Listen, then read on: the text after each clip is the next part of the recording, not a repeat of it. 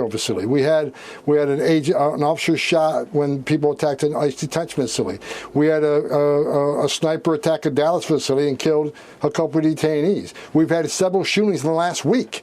A new report says that a Texas school district has removed Good Friday as a school-recognized holiday for the upcoming year. Bronson Woodruff has more. It's now reported that Austin Independent School District in Austin, Texas, has chosen to not observe Good Friday this school year. This means that according to the calendar, schools will not close on Good Friday this school year, and teachers and students will be expected to attend regular classes. But that's not all. Mary Elizabeth Castle of Texas Values said they will get another day off that week instead. What they voted on is for students to get out on a Tuesday earlier that week to celebrate Cesar Chavez and Dolores Huerta Day. She said her team has observed Austin ISD's leanings. Well, Austin ISD has had a history of doing a lot of things with left-leaning political ideology, but a parent brought this to our attention that the school actually voted on a calendar, and this calendar does not have Good Friday listed for April 3rd. As far as Cesar Chavez and Dolores Huerta Day, both of those holidays probably could be celebrated, but we see that obviously this was placed over students being able to observe Good Friday. Texas Value says it sent a letter to Austin ISD asking them to reverse its decision not to observe Good Friday. Castle said right now her team is just waiting to see what the district responds with. We hope that there's a favorable response. However, we will see what they say, and if further steps need to be made, we will make those further steps. She said you can find a copy of the letter Texas Values sent to the district on txvalues.org and see their press release. I'm Bronson Woodruff. Trading on Wall Street was modestly mixed ahead of the opening bell today, while crude prices jumped more than 5% after President Donald Trump announced sanctions on Russian oil giants. For American Family News, I'm Rusty Pugh. The American Family Association's mission is to inform, equip, and activate individuals to strengthen the moral foundations of our culture. We also support the church. Our goal is to be a leading organization in biblical worldview training for cultural transformation. We believe true morality flows from biblical principles and directs people to the manner in which God intends them to live. Thank you for standing with the American Family Association as we seek to stop the erosion of godly values.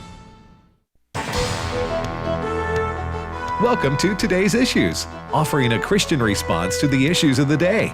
Here's your host, Tim Wildmon, President of the American Family Association.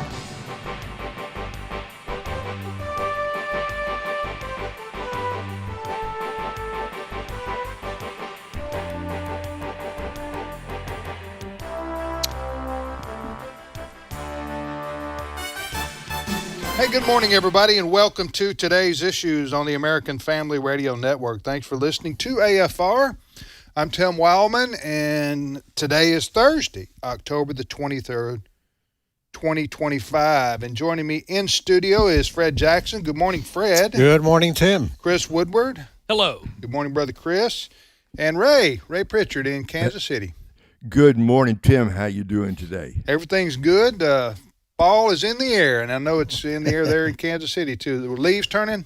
Yeah, cover? And it was 36 degrees this morning. Ooh. No, as they say, I do not receive this. I'm sorry for the English teacher. My apologies to the English teachers out here, but 36 ain't fall. That's right. To me, that's winter. That's winter. What that is. You entered winter territory right there. That's right. But but it is fall, and we. I noticed that some bitter cold weather is coming to the northern tier. I think. Say bitter absolutely. Cold. Yeah. And we were in the 40s overnight here in the Deep South. Yeah. I have transitioned to a jacket for my morning walk.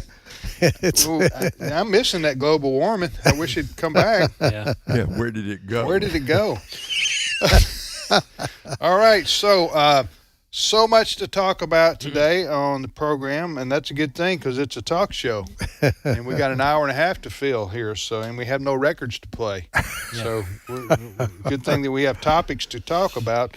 But as always, as I said earlier, we thank you for listening to American Family Radio. We're here 24/7, and our goal and mission is to inform, equip, and motivate.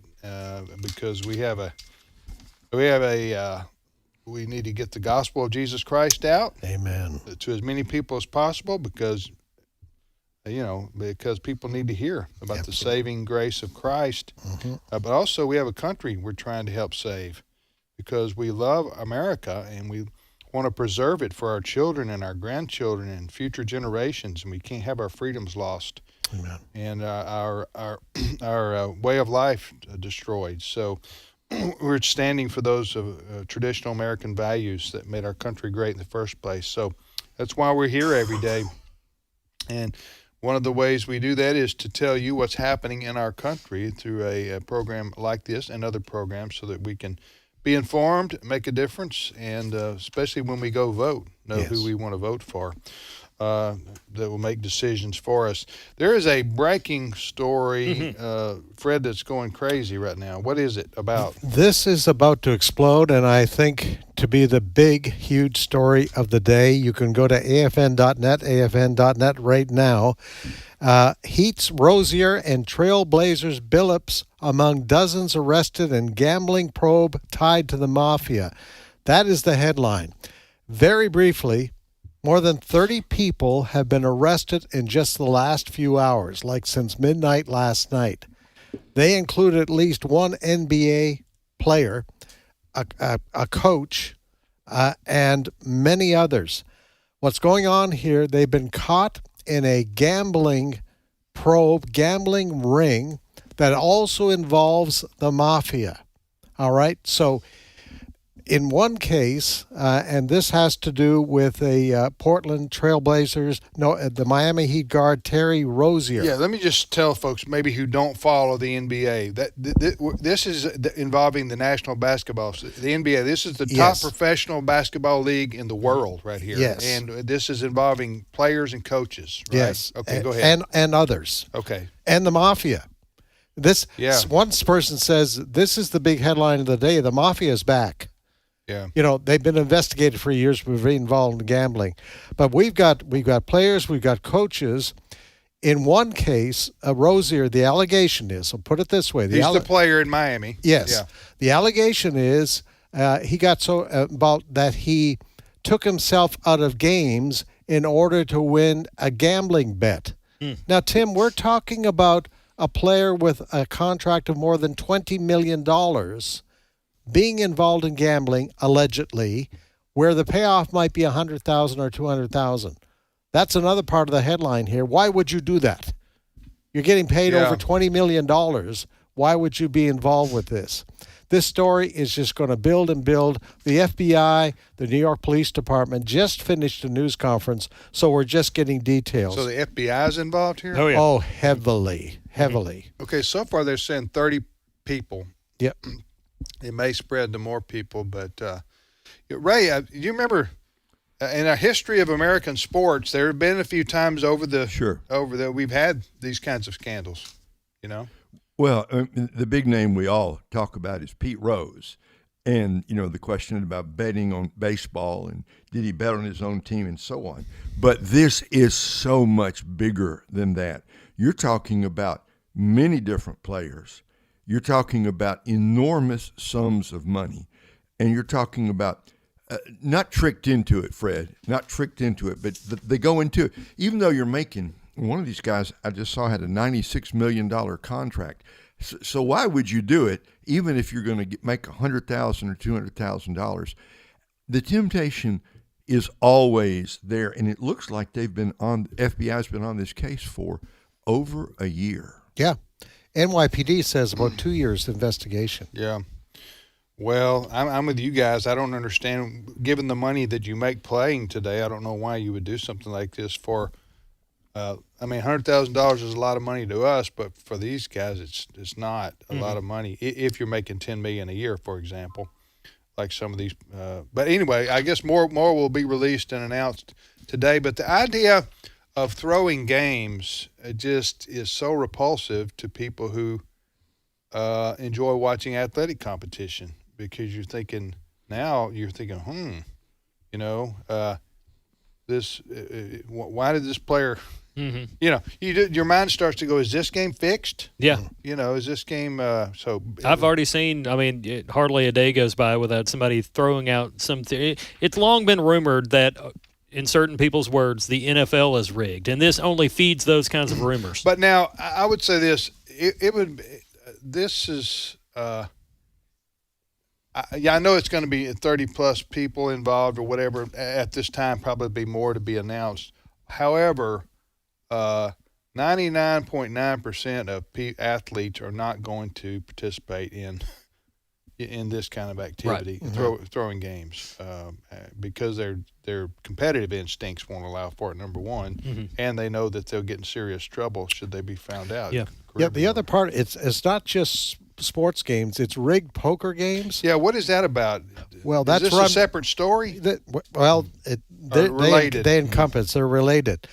These are rigged poker games backed by the mafia. We're talking about games set up where there are cameras underneath the table, cameras in the chandeliers. Is this in Las Vegas, or where is this? Do you know? I'm not. Well, it's New York. This news conference was in New York. Okay. So we're talking. So people get invited. I don't understand all of this completely, Right. but people get invited to games where there are other people controlling. They can see the cards in front of them. Yeah. I mean, this has been going on for years. Right. But apparently this is on a massive scale run by the mafia. Wow. Well, and I think part of it, Fred, is on these rigged poker games that you get the marks, so to speak, and you charge them a certain amount of money to come play poker, and they don't know it. They're going to lose everything. But one of the players around the table is an NBA player, present or former, and that draws people like flies to honey, right? Yes. Yeah. You know, people are going to come out for that. So it's a very sophisticated kind of scam. Well, and I told Allison there's a reason I'm losing here, and it's not me. Yeah, and she didn't believe me. But now I got some evidence. Yeah. Right. To give people an idea of how big at least one of these people that, again, has been charged here, Chauncey Billups is the head coach of the Portland Trail Blazers NBA team. He was inducted last year into the Basketball Hall of Fame. He played in the NBA for 17 years and was a 5-time All-Star. So this is not like a little fish in a big pond. He's very they got well a known. shark. Now, what's he being accused of? He's been arrested along with Terry Rozier, and they're charged with these other people in connection with schemes involving illegal sports betting and rigged poker games. That's the wording that the FBI announced today, or used. All right, well, we'll see what happens there. That's a breaking story, so there'll be more developments later on today. Yeah. But it's so serious that the Federal Bureau of Investigation's chief, Kash Patel, is having a news conference on this. Right? Oh yeah. We'll stay with AFN, because if the Lord tarries today, we will have more on this throughout today. All right. You're listening to Today's Issues. What's your next story? Well, let's keep it with sports for just a moment, because this is also a cultural issue. Late yesterday afternoon, the Minnesota Supreme Court decided the state's Human Rights Act supports males competing against women in weightlifting competition. This is a case that's been going on for several years involving an individual that identifies or uses the name J.C. Cooper, a male who claims to be a woman, and J.C. has wanted to compete against women in the women's division of weightlifting, and he claimed it was discriminatory for the state not to allow him to compete against women. And the Minnesota we Supreme talked Court about ruled. this yesterday. This decision is in the state of Minnesota by their Supreme Court. Yes. And Minnesota is a blue state now. I mean, it's got some red parts to it outside of the Twin Cities, but it's been taken over basically by the wokesters, by the secular progressives. So this Supreme Court, this case goes, the student here, who was a dude who said he was a girl and he wanted to compete against girls in weightlifting. That's what this was about. And this is wound its way through the courts there, because this is like 5 or 6 years ago. So this student is long gone from the high school, but the decision came down to by the Minnesota Supreme Court to say that biological males can compete against girls, or what did they say exactly? What this The Minnesota Supreme Court, by the way, all its members appointed by Democrat governors in that state. Yeah, it's far left. Oh, yeah.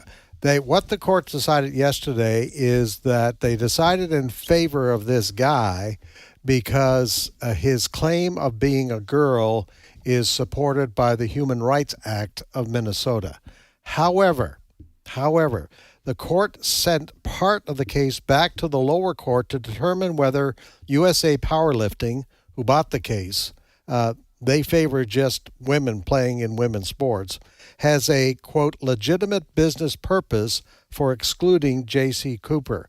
In other words, they're opening the door to the possibility that, yes, the Human Rights Act says this, and we agree with it. However, perhaps their argument that allowing a guy, a biological male, to compete against more fragile women, there is a legitimate business purpose for not allowing a biological male to compete. Yeah. So the story isn't over yet. Yeah. All right, next story, Chris. Man, like, where do we even go?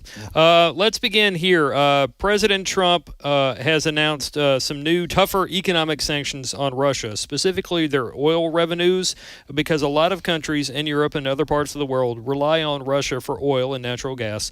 And President Trump seems to think that now is a time in which we need to slap some new, tougher sanctions on Russia to try to get Vladimir Putin to end his war with Ukraine here. I've got some audio of President. I think this has a little music underneath it because it was used in that way by Fox. But clip 14. The two biggest oil companies, among the biggest in the world, but they're Russian. They do a lot of oil. And hopefully it'll push, hopefully he'll become reasonable, and hopefully Zelensky will be reasonable too. You know, it takes two to tango, as they say. So, Ray, you been following this at all? Yeah, and number one, we have put so many sanctions on Russia already. I'm surprised there's anything left for us to do. Number two, it is quite true.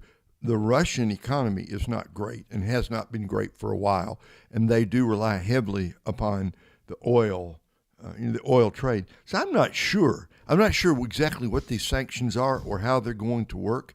But when you listen to Mr. Trump, he is just the consummate deal maker, right? Maybe this will change Putin's mind. Maybe Mr. Zelensky, it takes two to tango. He's still hanging on to his dream of using this as a carrot and stick approach to solve the Russia-Ukraine war, which grinds on and on and on. I'm like you. I didn't know there were any sanctions left to impose, and why we haven't done this earlier, Fred? Do you have any? Well, I think it's one of those sanctions that's kind of, it's one thing to freeze Russian assets, like in banks around the world, which has already been done. But it's another thing to say we want countries to stop buying their oil from Russia. Countries need oil to exist. Right. So this is kind of like food. Kind of like food, yeah. So this is a tougher one to implement. You're going to go to a country and say, we want you in the name of trying to stop the Ukrainian war to stop buying the fuel that you use to run your cars and your economy. Yeah. That's like asking America to quit buying tennis shoes from China. Basically, it's impossible. Yeah. Right. Yeah. You can ask, but people aren't going to stop. Yep. That was a bad analogy, but I think people get the idea. It's so what got me was to learn that Russia sells oil to NATO countries. Yes. Mm-hmm. Oh, yeah. And NATO countries are the ones who are most upset about his invasion of Ukraine, other than the Ukrainians themselves. Yeah. Hindsight is 20/20, but Canada, the U.S., and Mexico could have done some sort of North American equivalent to OPEC years ago and prevented this conversation from happening. But no, we don't buy. No, we go with the U.S., Canada. They don't buy oil from Russia. We actually still do bring in oil from other parts of the world, but we don't get it from Russia. Yeah. All right. So we'll see what happens. I thought that last comment from President Trump was interesting. Kind of like these two have to come to the table. Zelensky has to make some compromising.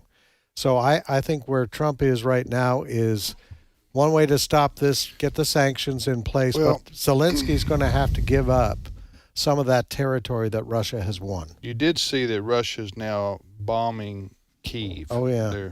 With drones and stuff. Mm-hmm. I saw a picture, just made you cry yesterday, of a kindergarten center that Russia hit in Kyiv, which is the capital and largest city of Ukraine, and it was terrible. Yeah. To see that happening, to innocent little babies being killed. But did you see that, Ray? Did you see that story? Mm-mm. Yeah, it's in the news. Just type in Ukrainian kindergarten and you'll see that story. I don't know. Who knows when this will end? It's been a meat grinder for 3 years now. Yeah. And most people thought it'd be over in 3 weeks. Mm-hmm. Mm-hmm. And the Ukrainian fighters have at least held off the Russians from taking over the whole country. I don't know how much. Do the Russians control like a third of what was of the Ukraine now? They certainly control segments of the eastern quarter of the country. Yeah. How would you, I don't want to get into this too much, but how would you, if you're Zelensky, he's just being told to surrender or give up? Those segments on the eastern part of the Ukraine. Okay. That's what Trump wants him to do. Okay. Would that be the end of the war then? You think so? That's what. Well, my understanding from what I've read in the last few days is that Putin says, no, I want more than those couple of segments in the southeastern part of the country. Yeah. Ray, have you had any communication at all with the folks there in Ukraine? Yeah, and they are so weary. All the people I know have suffered greatly. In fact, I don't know, of all the Ukrainians I know, I don't know any of them haven't been touched deeply and personally by this war. And so they are praying desperately that it comes to an end. Nearly all of them have lost friends. Probably multiple friends and family. Yes, in the battles. A lot of them have lost their homes. And if I could venture an opinion, they're willing to fight on.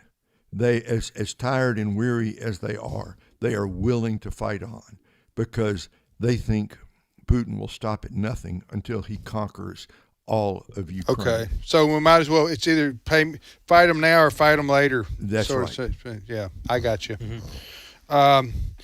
Well, I know President Trump means well, and I know a lot of people are suspicious of Zelensky, and Ukrainians in the past have, been like a lot of the world. They've had a lot of corruption, but at the same time, it was Russia that invaded Ukraine physically. Now they would say, well, we were provoked. I know what people say, and so the people of the Ukraine, remember, 1 million of them left immediately, right? Especially women and children, huh? Mm-hmm. To go to, remember that? Yeah. So they've just had their country turned upside down, and their lives turned upside down. And I just, to be told you got to give up half your country or whatever like that by President Trump, that's a tough pill to swallow, I guess.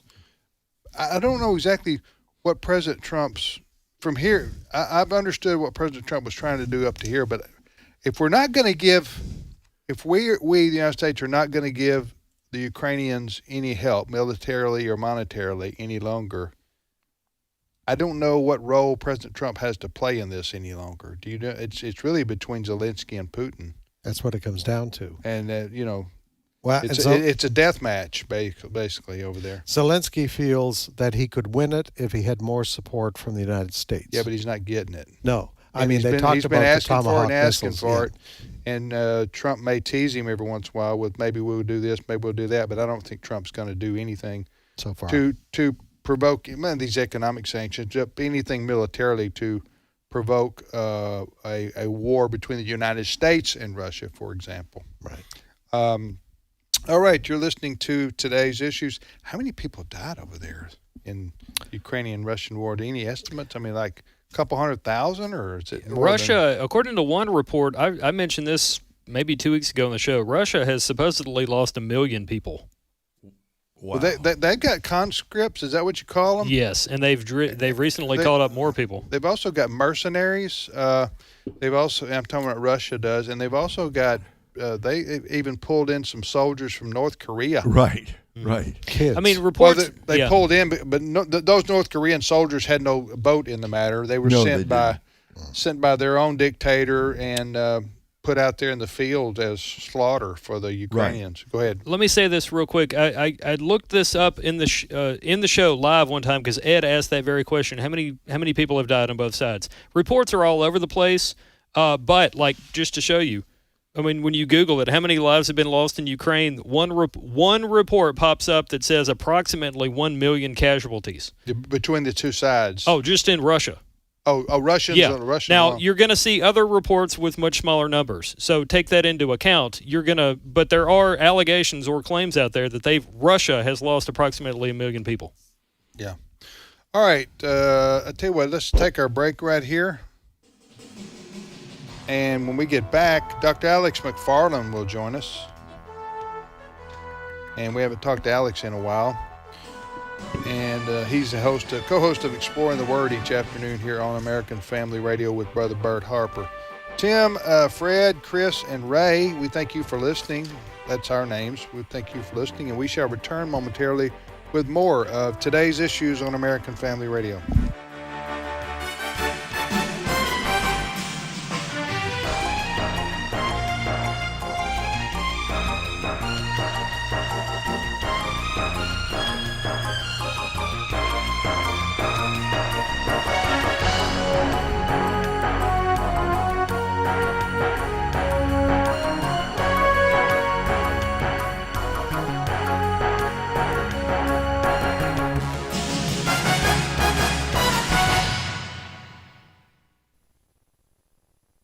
It's my turn. Here is your host for My Turn, Don Wildmon. Reader's Digest, the little magazine that we all love to read, carried an interesting story. It went like this. After a swim in the pool at the University of California's Berkeley campus, a professor found that his shoes and socks were missing from the locker room. Since the weather was mild, he decided to walk barefoot to a nearby shoe store, attired in a business suit, white shirt, and tie. He was somewhat disappointed when no one gave him a second glance. The climax came, though, when the clerk, after fitting him with shoes and socks, inquired coolly, "Would you like to wear them, sir, or shall I wrap them up?" Incidentally, talking about water, here's another story. A.T. Kelly of West Point, Mississippi, came home with a fish tail. He had lost his wallet, he said, in Grenada Lake while fishing. It contained $120. Well, 2 years later, Ewell Dobie of Grenada, Mississippi, was wading in the lake and found Kelly's billfold. Yep, the $120 was still in it. Now let's go a little bit farther with our tale about fishing. It seems that John Culshaw of Hamilton, England, had an unusual catch while fishing. He snagged his line and reeled in what he thought was an old jacket, but it turned out to be a drowning baby boy, 20-month-old Samuel Roger, who had toddled away from home. For 10 minutes, Culshaw and his wife applied mouth-to-mouth resuscitation until the baby started breathing again. Maybe Culshaw didn't realize it, but he was following quite literally the words of our Master, "I will make you fishers of men." No, the carpenter didn't mean catching toddlers in jackets. He was talking about catching men and women and boys and girls in the world in which we live. And you know that fellow Peter, the one that we have nicknamed the Big Fisherman? He knew quite well what the Galilean meant. And Peter became one of the greatest fishers of men that the world has ever known.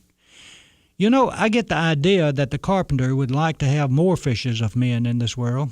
Sometimes I think that we have been fishing for other things, money, position, power, fame, and this has caused a great deal of the emptiness and meaninglessness which is visible in the world today. I guess that one of the reasons there haven't been more fishers of men, and perhaps the major reason, is that it is a very demanding and exacting job. And then again, the reward isn't great either. as the world counts greatness. And it is often a disappointing job because people are not easily caught sometimes. Maybe the reason there have been few fishers of men is that the job is so large that very few have had the courage to tackle it. You see, it takes a real person, to be a fisher of men in the world in which we live. It's not a job for weaklings or sissies. Yep, the Galilean could use some more fishers of men. Any volunteers? This has been My Turn with Don Wildmon, a production of the American Family Association. However, as it is written, what no eye has seen, what no ear has heard, and what no human mind has conceived, the things that God has prepared for those who love Him. 1 Corinthians 2:9. American Family Radio. This is Today's Issues. Email your comments to comments@afr.net. Past broadcasts of Today's Issues are available for listening and viewing in the archive at afr.net. Now, back to more of Today's Issues. Hey, welcome back, everybody, to Today's Issues on the American Family Radio Network. Thanks for listening to AFR. I'm Tim Wildman with Fred Jackson and Chris Woodward, and we are joined by our brother Ray Pritchard, raised in Kansas City. We three are in Tupelo, and one of our Tar Heel friends is on the phone, but they may be traveling today. That is Dr. Alex McFarland. Good morning, Alex. Good morning. Where are you? Good morning. Yes, I am in North Carolina, getting ready to make it to Greensboro on time, we hope, for Exploring the Word this afternoon. So you got a speaking engagement tonight or something? I do. And then going to Pittsburgh in the morning. We've got a Biblical Worldview weekend at a church outside of Pittsburgh.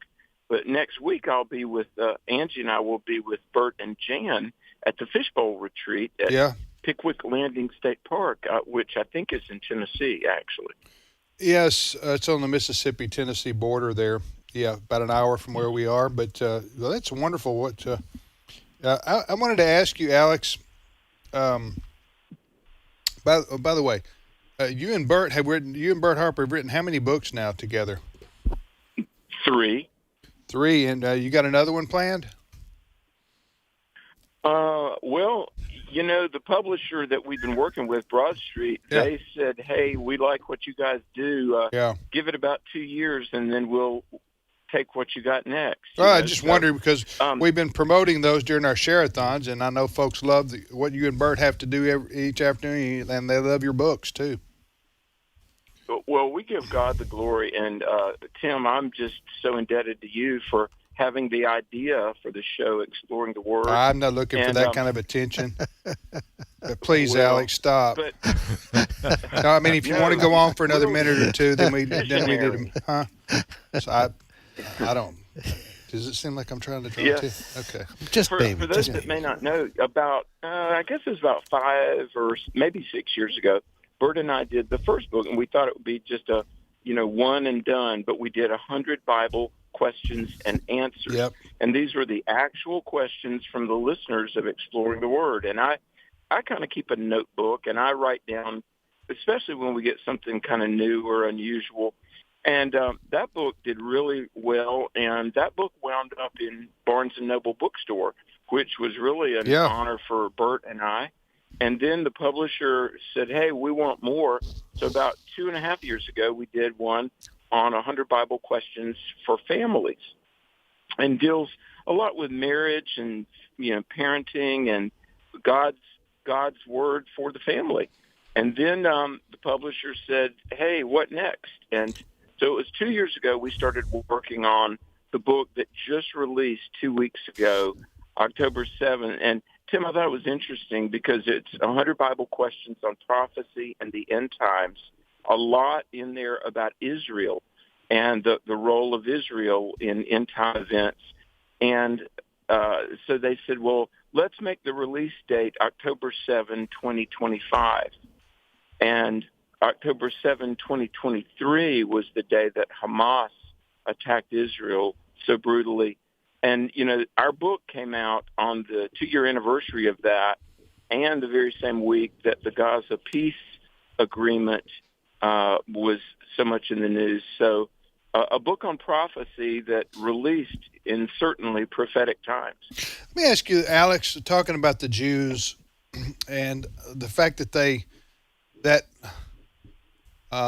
group of people, do you call the Jews a race or just an ethnic group or what? Or both? I would say it's an ethnic group. And, it's certainly religious and ethnic. There's the ethnic part. The ethnic part of it, I'm talking about, I guess. And I wanted to ask you this question because, and Ray, you can comment, Fred, whatever. When people look at the history of the Bible and the authenticity and they question the authenticity of the Bible or the accuracy of the Bible, for example, in terms of history, in terms of theology, but if you're going to say the Bible is just a book of fables and fairy tales, then I have to look at, wait a minute, the Bible, at least in the Old Testament, primarily is about the relationship between God and the Jews, right? Mm-hmm. Got any affirmation here, fellas? Yes. Or y'all going to leave me out here by myself? No, that's right. Can I get an amen? Yes. Amen. Okay. Amen. Okay, so, y'all just sat there quiet, and I'm going like, did I say something wrong? Okay, so I'm going to ask you first, Alex, and then Ray can comment.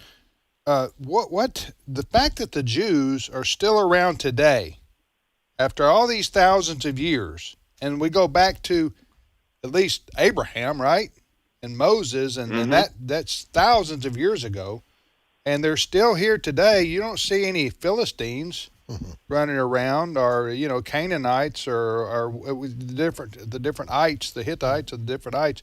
Now you got Egyptians, but I'm talking about that's a nationality basically. So anyway, go ahead and comment on that if you would. Yeah, and you know what's so amazing? Well, like Mark Twain, who was a professed atheist, and this was even before the rebirth of the nation of Israel, but back in the late 19th century, Mark Twain said, if there's anything that makes me believe in God and the supernatural, it's the Jewish people. And an incredibly tiny ethnicity, yet disproportionately huge in terms of their influence, their resilience, their longevity. And every Jewish person on the planet is descended from 4 women: Sarah, Rachel, Leah, Rebecca. Sarah, Rachel, Leah, Rebecca. And I was on a show about a month ago with 2 representatives of the Jewish Federation of North America, and they were talking about how they are meticulous in preserving their family lineages. And it is a miraculous people. And I would say there are many compelling lines of evidence that tell us the Bible is God's infallible word. But for any skeptic that would wonder, is the Bible really supernatural? It's a supernatural book about a miraculous Savior, but God sent Jesus through this miraculous people group, the Jews. Yeah. Right? A while back, I was teaching through the book of Joshua, and I ran across this, I guess you'd call it a PowerPoint picture, and this Joshua picture of the Holy Land and all the enemies that Joshua faced. I mean, there's Joshua and his people, but you have the Hittites, the Hivites, the Girgashites, the Canaanites, the Amorites, all the Ite brothers, right? They're all there.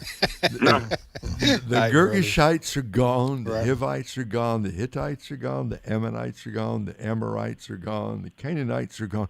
All of them are gone, but the Jewish people remain. And it's fascinating.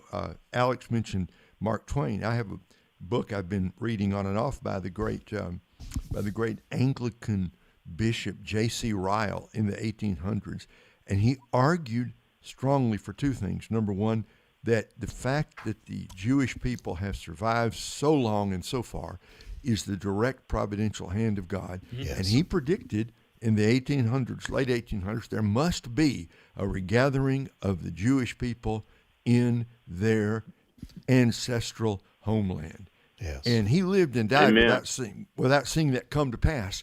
But in 1948, according to the hand and the providence of God, it happened. The Jews have remained, while those who have attacked them and tried to kill them have disappeared. Fred?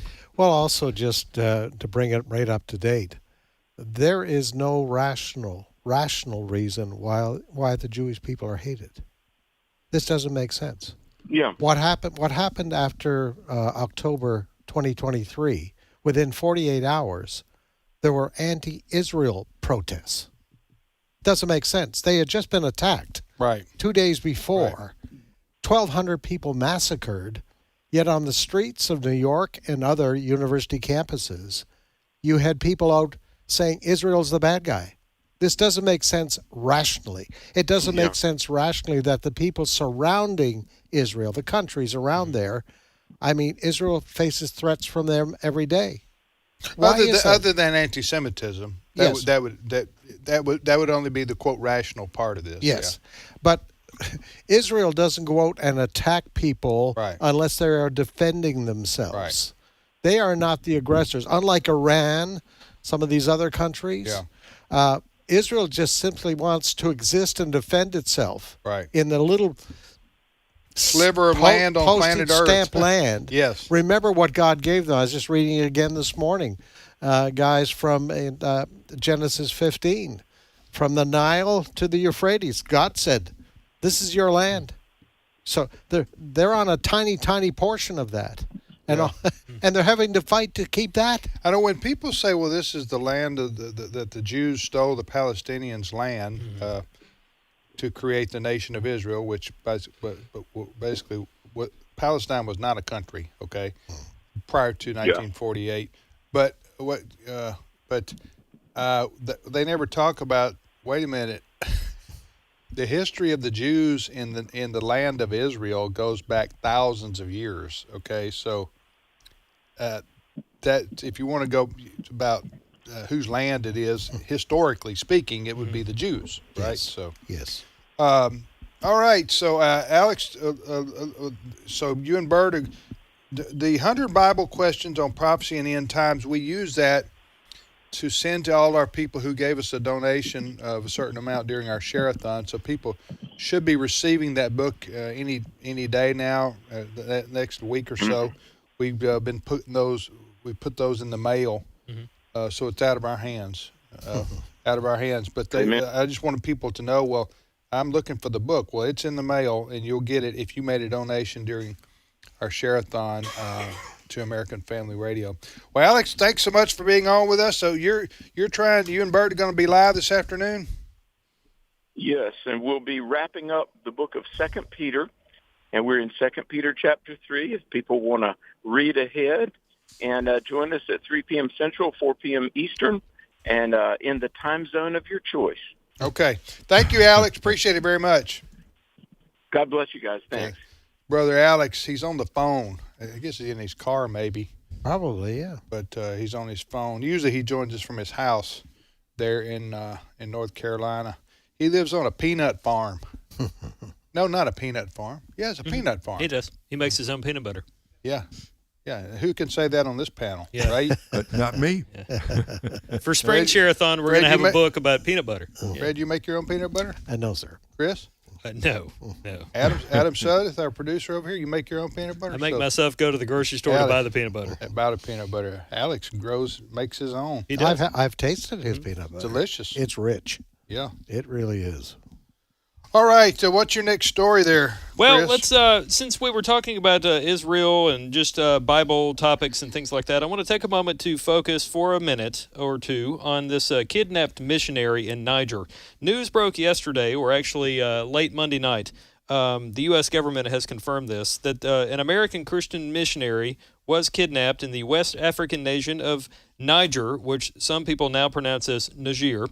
Sources told Fox News that they suspect that the missionary has been taken north to Islamic State-controlled areas where an offshoot of ISIS operates, And I bring all this up because I've got some audio here of Tennessee pastor Josh Sullivan. Some people might remember Pastor Sullivan as being the missionary that was kidnapped months ago in South Africa. He was rescued days later, and he had this to say about the situation involving this American missionary in Niger. Clip 13. Yeah, there's very little details, and I think that's intentional.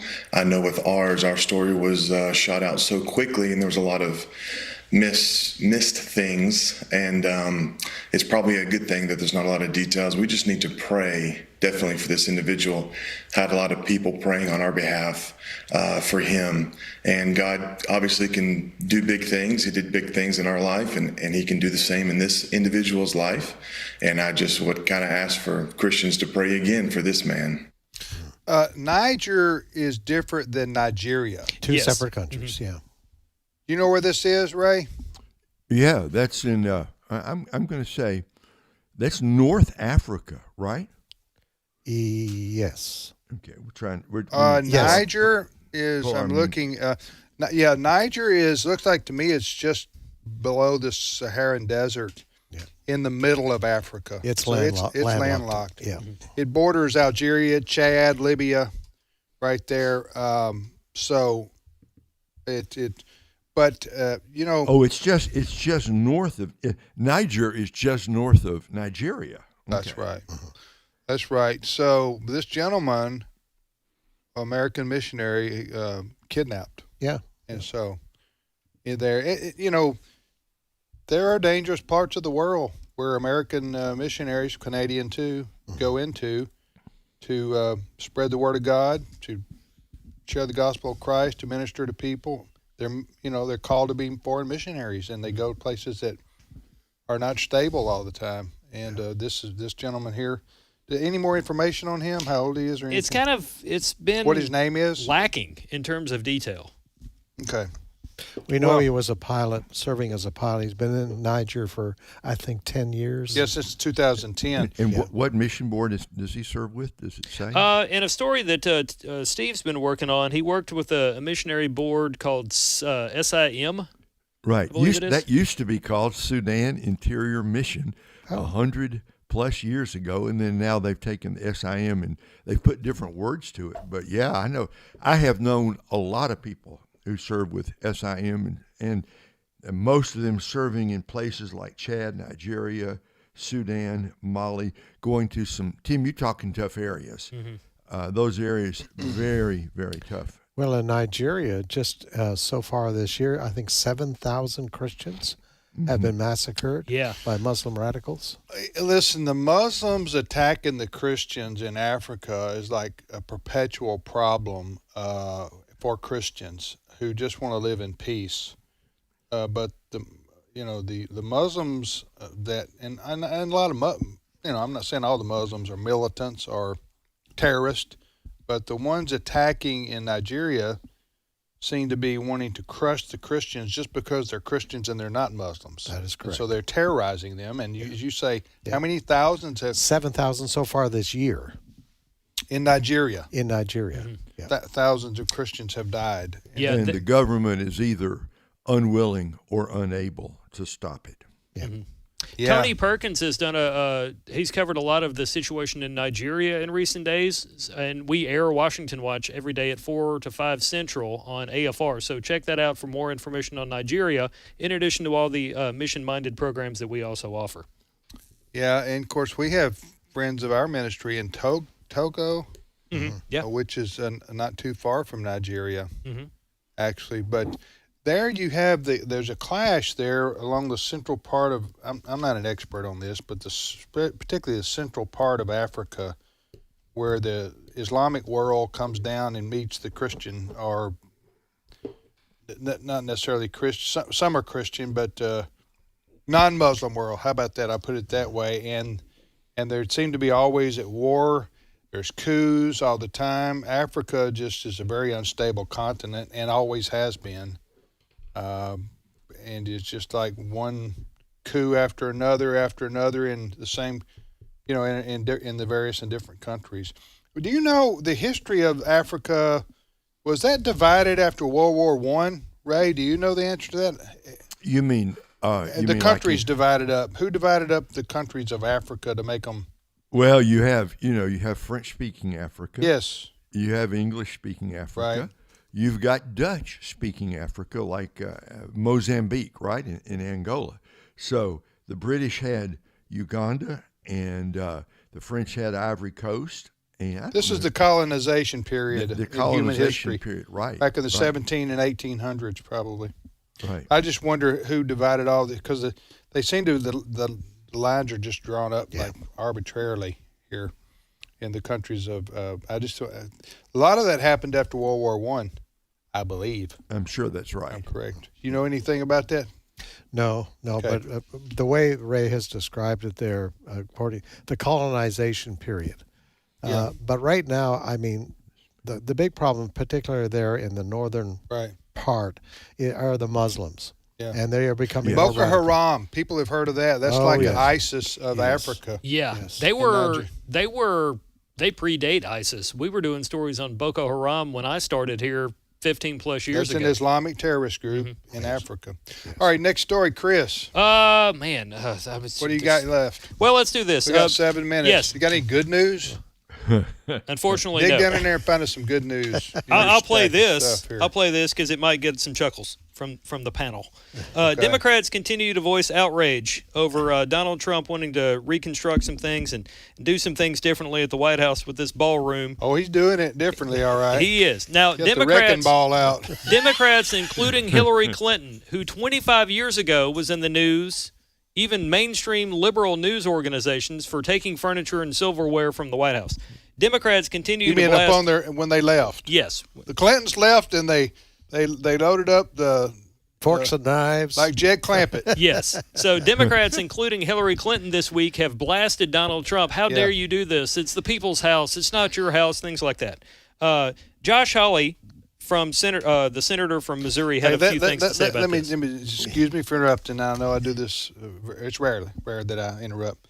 But I would just wanted people to know exactly what's happened here, because we're not moving around the furniture. No. Okay, President Trump, and I'm not criticizing him, okay, has demolished the East Wing. Okay, I'm talking about like HGTV type stuff. Okay, you're just demolishing because he's building a grand ballroom. Mm-hmm. To replace the East Wing of the White House. So that's what some people, the liberals, are outraged over. Yeah, right? liberals just wake up every day and find something they about have Donald TDS, Trump to gripe about. So Democrats are making allegations and saying, how dare Donald Trump do this? Their friends in the news media continue to air their criticism. Here's what Republican Senator Josh Hawley had to say about the Dem outrage. Clip 16. What about just uprooting this is an iconic building? Mono, I will just say this. I made this point yesterday, that I hear all of a sudden from my liberal friends that they're very concerned about our history. Really, these are the same people who tore down every statue they could get their hands on in the last 4 years. Christopher Columbus, Thomas Jefferson, Theodore Roosevelt. They didn't have any concern for history then. Now all of a sudden, they're like, the facade of the East Wing is iconic. Oh, give me a break. Give me a break. That's good from Josh Hawley, senator from Missouri. I will say this: there's always been down through history. Somebody built the East Wing. Yes. So there's been changes on the White House grounds down through history, and so President Obama built a basketball court out there. So somebody put the bowling alley in Richard Nixon.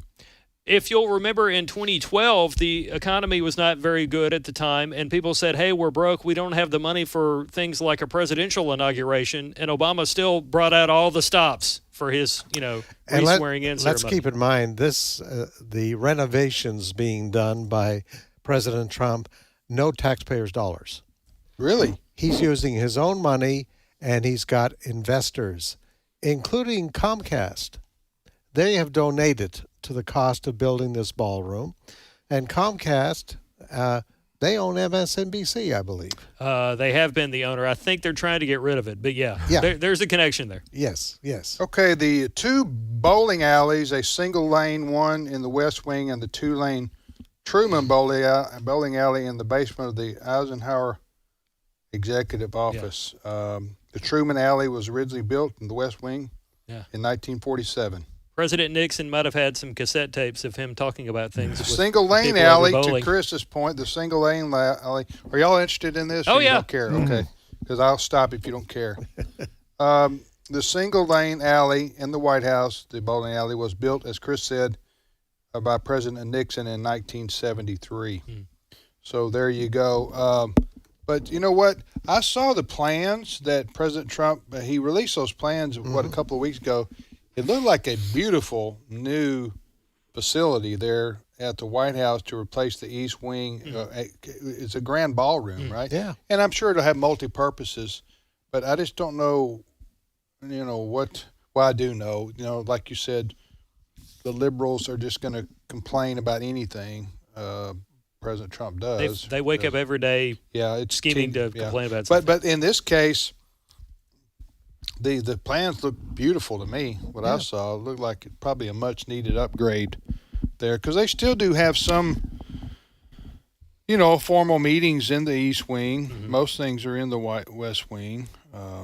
So they've done some work on the Rose Garden too. Yeah, and he explained that the other day. They put kind of a rock finishing on the lawn. Because he said the chairs were sinking into the mud every time they had an event there. So he had to stop. I've been there twice. I'm not bragging. Once I've seen the outside. Once I did go for a dinner at the White House with Christian leaders. Yeah. There was about 100 of us there. That was about 7 or 8 years ago. Okay. Or whenever it was the first term. 2017 or 18, right in there. And President Trump and the First Lady hosted the dinner. And I got pictures to prove it. Yeah. What'd you have? What's the menu? Oh, wow. I think I had steak. Steak? Yeah, steak. From Argentina? Good one, Fred. I think it was a what's for dinner, American beef. We'll be back in a minute. Stay with us.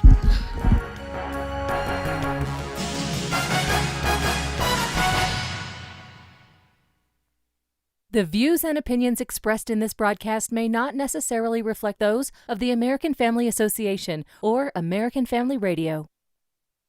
Faith, family, freedom. American Family Radio. Teenage years can be a time of trial. It can be really difficult, but it can also be the most fun and the best years of your parenting. Dr. Jessica Peck is a pediatric nurse practitioner as well as a professor, author, and mother of 4.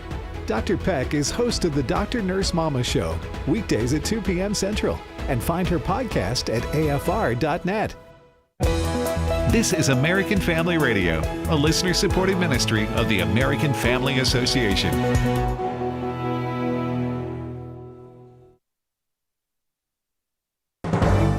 American Family News, I'm Rusty Pugh.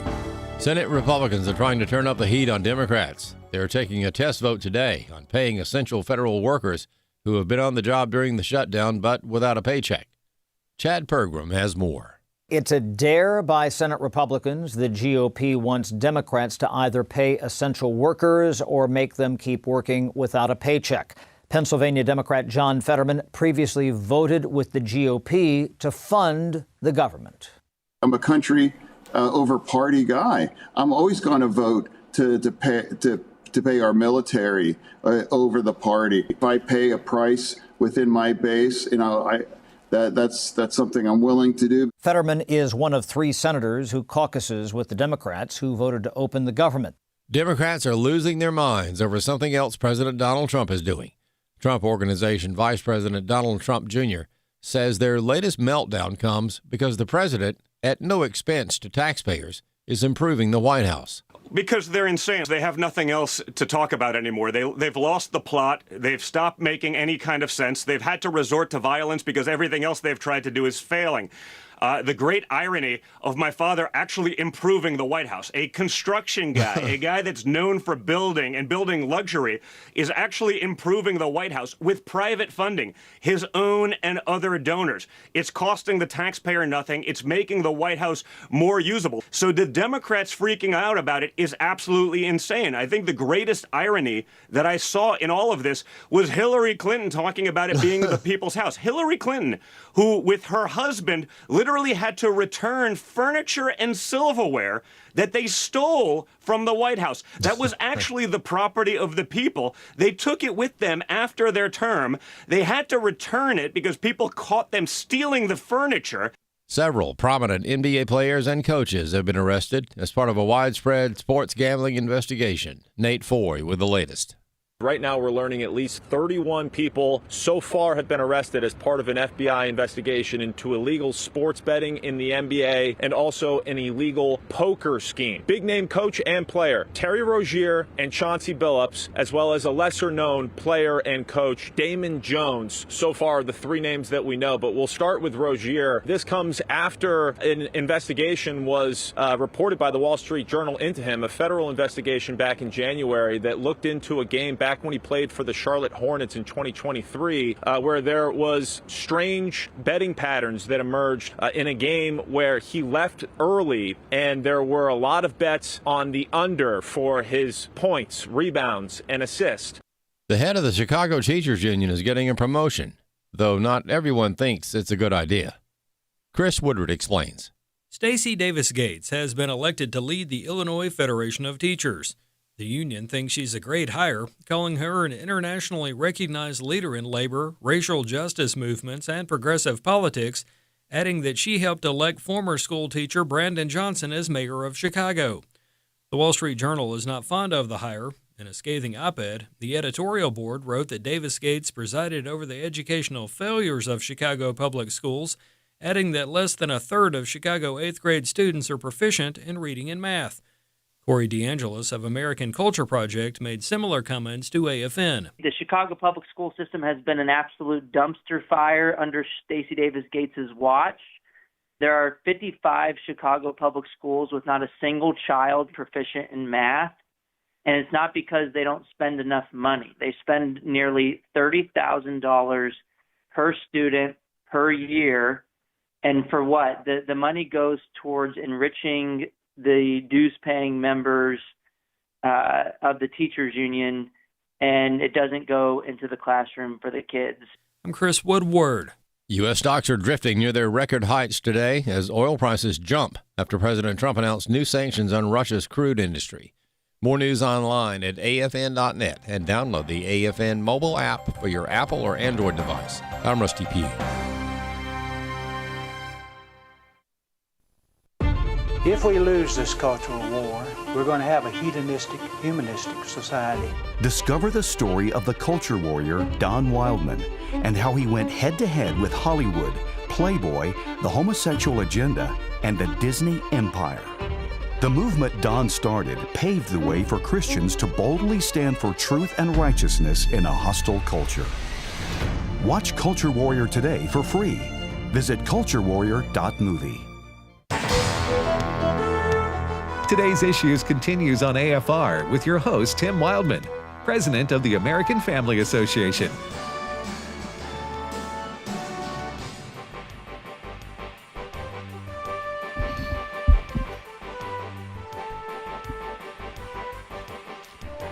Hey, welcome back, everybody, to Today's Issues on the American Family Radio Network.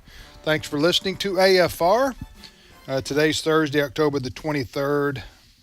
I'm Tim Wildmon with Fred Jackson and Ray's in Kansas City. Ray Pritchard, Ray's with us most Tuesdays and Thursdays, and now Steve Paisley-Jordahl takes Chris Woodward's seat here in our studio here in Tupelo. Hey, everybody. Good morning, Hey. Steve Paisley-Jordahl. Rocking this Paisley. I do. again. I have the red, white, and blue Paisley on today. If people want to send you Paisley products or shirts or Oh my gosh! How can they do that? Just send it to. You can send it to Tim, and Tim will give it to me No, during the show. we're just kidding. Yeah, I'm just kidding. no, I'm just kidding. Steve I buys got plenty. Yeah, Steve buys his own clothes. People, you don't have to do Or that. sometimes my wife buys them for me. Oh, does she? Yeah, Okay. yeah. Well.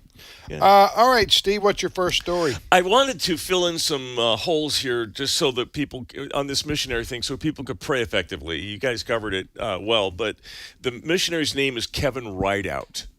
Okay. And he'd been with what is now called Serving in Mission International, which was, as Ray said, the Sudan Interior Missions for 15 years. It's almost certainly a Muslim group that has kidnapped him. They haven't named them yet. One of the last times they kidnapped somebody, they held him for 6 years, 5 of those chained to a tree. So it's likely that things are really going poorly for Kevin Rideout. So please, if you're praying, that's who you should pray for. Kevin Rideout is his name.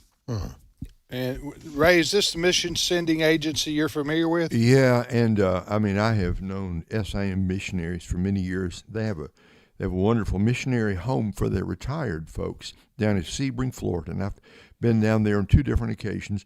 Some of the strongest and most valiant people, Christians, heroic Christian missionaries with SIM, taking the gospel for over 100 years into some pretty tough places around the world. Yeah. All right. Any more news that you know of about this breaking story about gambling in the NBA? I haven't. I've been spending the last hour prepping for this half hour, so I haven't been very focused on it.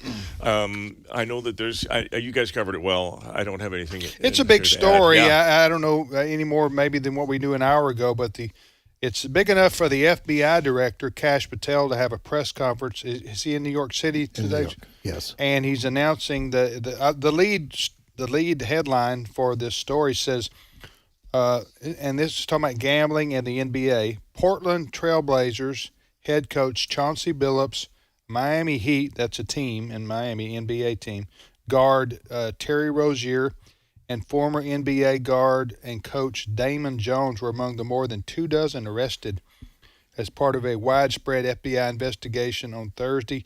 The federal investigation involved multiple agencies and the NYPD as they targeted the La Cosa Nostra crime families. That would be the mafia. Okay.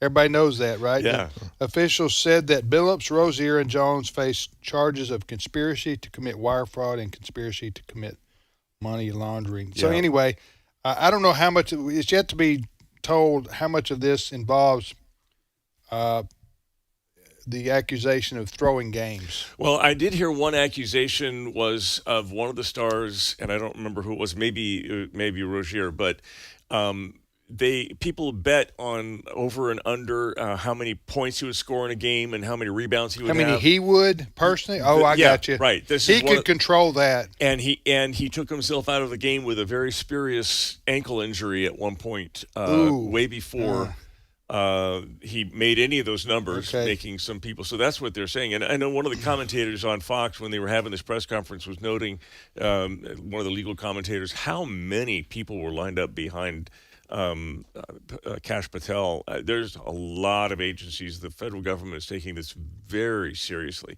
Okay. I think when they got into bed with the sports industry now is all in on the gambling industry. For a while, during the Pete Rose era, you couldn't even say the word gambling.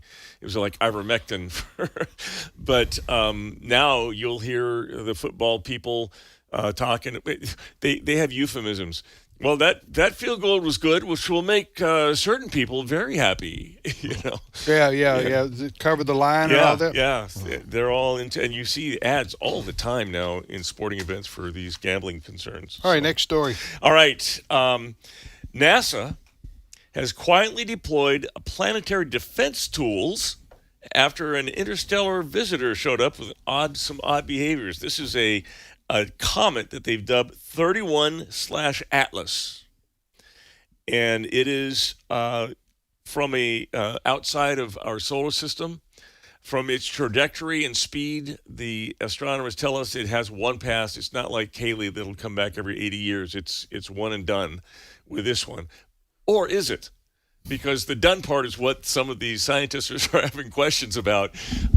It has some unusual characteristics. The shape of this, it's oblong, kind of almost rectangular.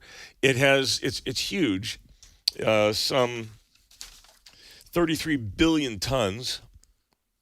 Its tail was pointing the wrong way at some point. Tail. What's the wrong way in outer space? Well, a tail points away from the sun. The solar winds blow the debris off of the comet, and it spreads the tail out opposite the sun. Well, this one, you know your stuff, don't you, Steve? I told you I spent the last half hour getting ready for this. You paid attention. So, all right. Let's just simplify this thing, Ray. I want you to talk about. We have a comet that's out there by the sun. It has just disappeared behind the sun from our perspective. And it's rectangular in size. I've seen it. Yeah. And, of course, the UFO folks think, well, maybe that's a spaceship of some kind. That's what the mothership is. What someone called it. Yeah, mothership. Yeah. But it did go in reverse. Is that right? Well, they didn't see it. I heard that and I looked for it when I was looking. Ray, go ahead. Comment on this.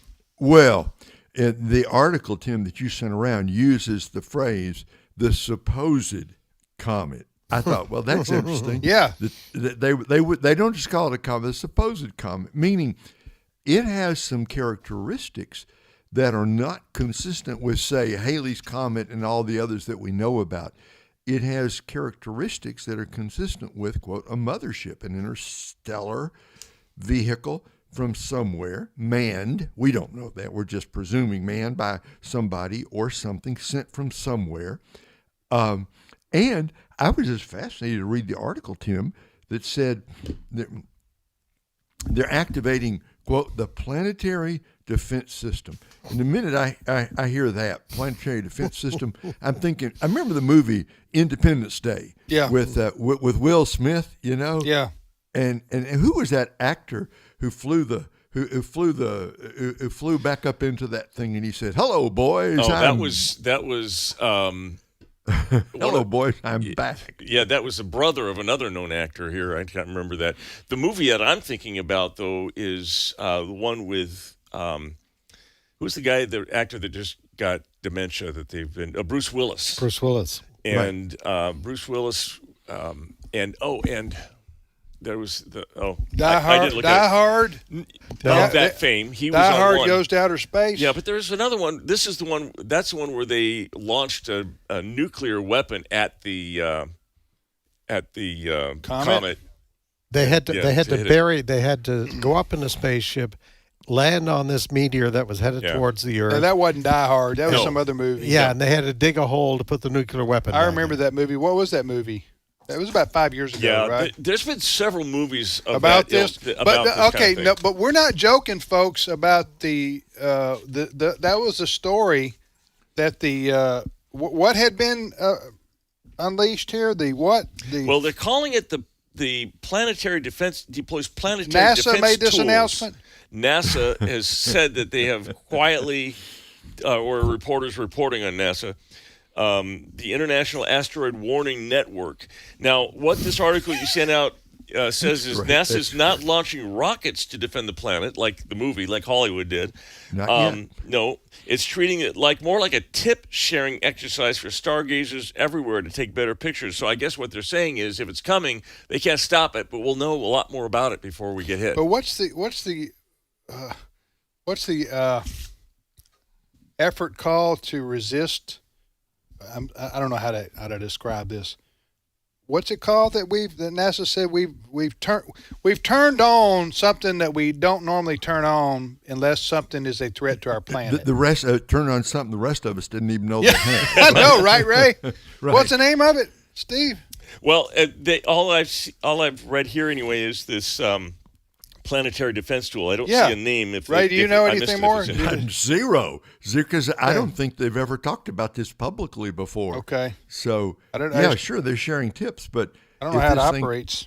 If this thing comes, let's say it slingshots out from around the sun, They say in December it's going to come close to the Earth, so we'll get a lot better pictures of it. It's moving then. Yeah. It's moving on. It's traveling pretty fast. Yeah. All right, ladies and gentlemen, there's your daily UFO update. Brought to you here about today's issues. We're just passing along the information, That's right. friends. That's all we do. Our planetary protection forces have been engaged. Yeah. Okay, so I just brought up a list of the movies about incoming comets. So this is what we've been trying. Deep Impact was the one with about them landing on the comet. Landing on the comet. Bruce Willis. Right. Oh, that was Bruce Willis. Okay. Armageddon. That was the Bruce Willis one. NASA recruits oil drillers to destroy an incoming asteroid. Oh, that was Bruce Willis. Bruce Willis didn't do two of those. No. Oil the guy drillers. that oil drillers. Yeah. What? Oil drilling Impact team. was another one. Yeah, so there have been several. Independence Day, that was when the comet hit the U.S. or hit the world, hit the planet. Space Cowboys, Space you, Cowboys. Adam. Space Cowboys. That was a Russian. that's That was a Russian satellite. No, that, gone bad. That was is that the right? Space Cowboys. Okay. Oh yeah. That was Space Cowboys was the one with Bruce Willis. It's also And No. Okay. well, you know, some people call me a space cowboy.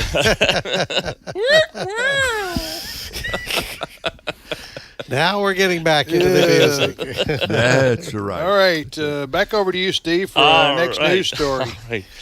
So the Department of Homeland Security has been doing an investigation, and they're troubled because what they're finding out, and they're confirming that FEMA, during the hurricane that hit western North Carolina. Yeah, it hit parked Florida over it. first, and then Georgia, Right. Tennessee, Alabama, and then South Carolina, North Carolina. Yeah. Right, and it parked over and made all of that flooding. And there were rumors that the FEMA people were looking and being political. They weren't going to help houses that had Trump signs. Oh, no, that couldn't be. Well, DHS has uncovered the fact it is. This is from their statement. An internal investigation by the Department of Homeland Security and the Federal Emergency Management Agency found that throughout the Biden administration, FEMA employees systematically refused to visit the homes of disaster survivors that displayed signs and flags they disagreed with, including those campaign signs from President Trump. Said DHS Secretary Kristi Noem, for years, FEMA employees under the Biden administration intentionally delayed much-needed aid to Americans suffering from natural disasters on purely political grounds. Yeah. I'm not shocked. Yeah. I'm angry, though. Sure. Yeah. But I'm not shocked because we know what it was like during those 4 years of Joe Biden. You had a Justice Department that was weaponized not only against Trump, but against conservatives in general, pro-life people. Yes. I mean, all of that happened blatantly. Yeah. These were the Biden White House was, and the administration was full of left-wing activists. Yeah. Hardcore left-wing activists. They took advantage of Biden being mentally disabled, mentally challenged. We all know what I'm talking about. I'm talking about slowing down. He lost his fastball. Yeah. He didn't know what was. He didn't have the capacity to manage day-to-day activities of the White House and the administration. He just got up every morning and read whatever they gave him and had the auto pen. We all know that now. Well, because Biden, during his career, while he was a Democrat and he would have been considered liberal, he wasn't a wackadoodle, hardcore woke leftist, okay, in his career, over his career time. He was basically a traditional liberal Democrat. But he when he got into the White House and he didn't have the ability to manage it, these people took over and they hired people who thought like them, and then you end up with FEMA having somebody saying, don't go help those people because in North Carolina because they have a Trump sign outside their house. That's what he said. And I remember this being validated and verified 2 years ago, Steve. Well, they're investigating it. They have put an investigation together.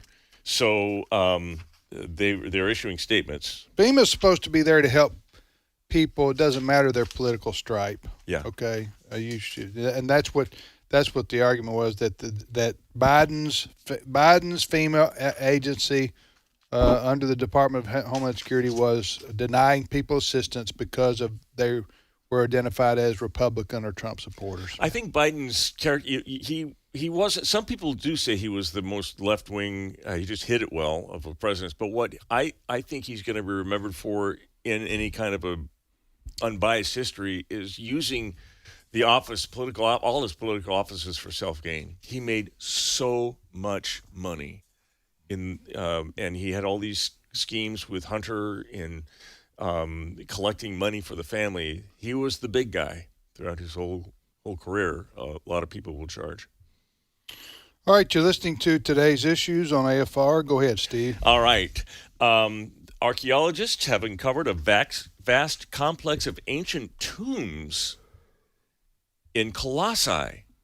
This is the town that Paul used, the target of his letter to the Colossians. And what they found, these were tombs that were some 2,200 years old. Some of them predated the time of the Apostle Paul and the church. They found not only tombs, but they found different like terracotta ceramics, glass bottles, oil lamps, candles, and coins. Is that in Greece? Where is that? I think it's in, isn't it Turkey? Turkey? Where is that? Do you know where that modern Asia Colossae? Where was that? It's in modern day Turkey. Okay, Turkey. Okay. Yeah, in the Aegean region. One of the things they're saying, overall, the discovery suggests that the inhabitants of Colossae held strong spiritual beliefs even before Paul's letter was written.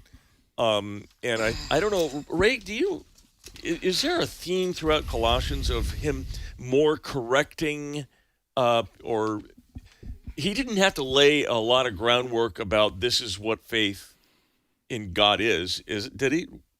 What was the theme of Colossians? The danger in the church at Colossae was they were losing, if you want, I'm using it metaphorically speaking, we think of Christ, the head of the church. They had inherited from the pagan culture around them some aberrational views that were causing them to turn away from Christ as the one true Son of God and fully man, which is why in Colossians chapter 2, verse 9, Paul says, in him dwells the fullness of the Godhead bodily, which means when you see Jesus, you're seeing all of God that any man can ever see, that all the power, all the glory, and all the greatness. Because it's easy. I mean, even in our world, it's easy to think God's up there and Jesus is like his representative. No. That's not, strictly speaking, not correct. Jesus represents God because Jesus is God. That's right.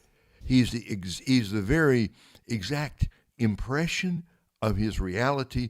The essence of who God is in Jesus Christ. So when you see Jesus, you are seeing God himself. Well, Jesus said, you've seen me, you've seen the Father. Yes. That's what he said. I mean, he made the claim himself. And so in that character of Jesus, we're seeing the character of God the Father. And it's the story, going back to the reason we're doing this story, archaeology, it's almost a tired headline. Archaeology approves that the Bible is true, what they're finding. That there was a culture there that backs up what the Bible talks about. You know what you've never heard, Fred? Archaeology disproves something in the Bible. Yeah, I've never seen that headline. It's amazing. Yeah. I've done these stories on archaeology for years now, and every time I talk to a professor of archaeology at a seminary or everything, they're very quick to say, we don't need archaeology to prove the Bible. It stands on its own. Mm-hmm. It's good when it's nice. It's fun when it does, but you don't approach faith in God necessarily. You don't have to prove it with archaeology, right, Ray?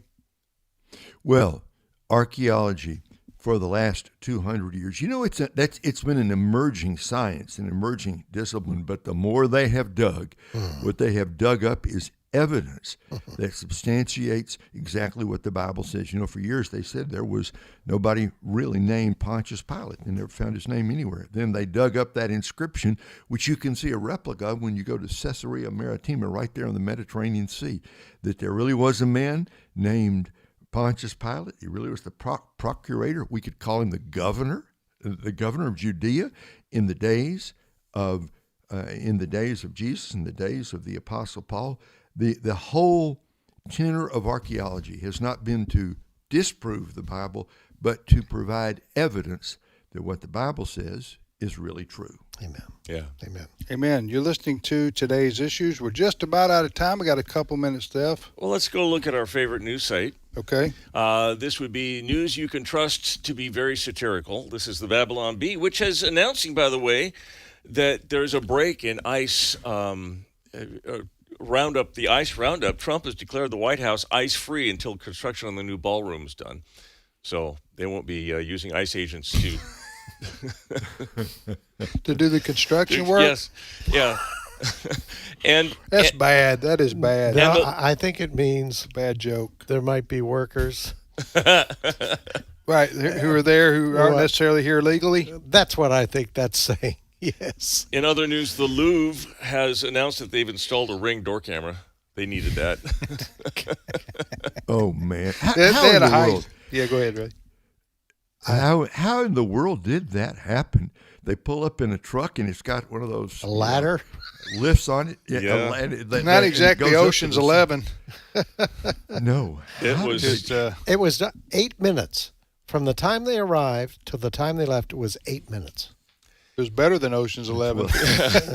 But they're saying that it had to be there was a lot of amateur mistakes that they made.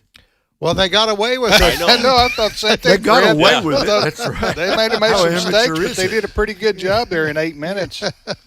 Yeah. That's amazing. What we're talking about, if you don't know, folks, the Louvre, the famous museum is it the Louvre, right? Louvre Museum. Yeah, where the Mona Lisa is. It is where the. And they had a heist over there a few days ago where some guys went in the building, got inside the building, and got away with jewels. Crown jewels from the French history. Yeah. And the room was right next door to the room that houses the Mona Lisa. Yeah. Yeah. So, and they got away with it, at least so far. So far. Mm-hmm. So, I don't know. Like Ed said, you don't sell that at a pawn store, Or Facebook Marketplace. The Versailles pawn store. I don't think that's going to get it. But anyway. All right. Thank you, Steve. My pleasure. Thanks to Fred and Ray and Adam Suddeth, our producer. And we appreciate you for listening to the program today. And we shall, it's Trivia Friday tomorrow. So we'll have some education and some learning. And Ed and JJ will be here with me. We'll see you back here then.